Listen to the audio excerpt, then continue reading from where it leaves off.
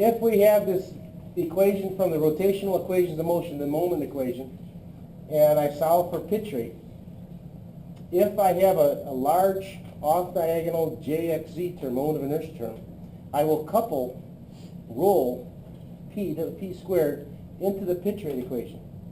And even though my external moments are 0, if I have a large roll rate, I will cause a pitch rate, which could destroy the aircraft given its speed in this geometry. So the effective roll rate P on pitch rate Q is what we say caused the widowmaker of the F-104. Right? And so you have to be very careful of that during design. The other thing is, when we're going to talk about stability of flight, we have to break up the moment, pitching moment, into an aero and a control moment.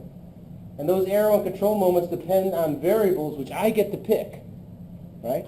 So what I'm giving you are the ones that are normal for a conventional airplane.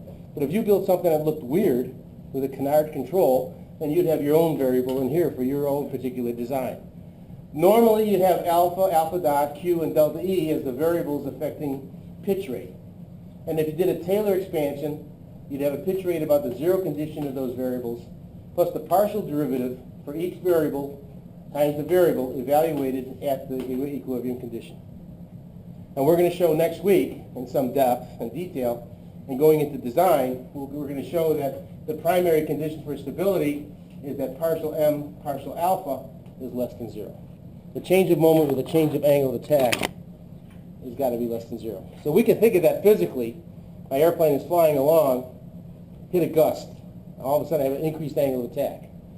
Now, if I do not want the airplane to flip butt going first because of that gust, I want the airplane to return to where it was. So which way would I want the moment caused by alpha to go? I would want the moment caused by alpha, my fingers, I want the nose to go down if I have a positive alpha.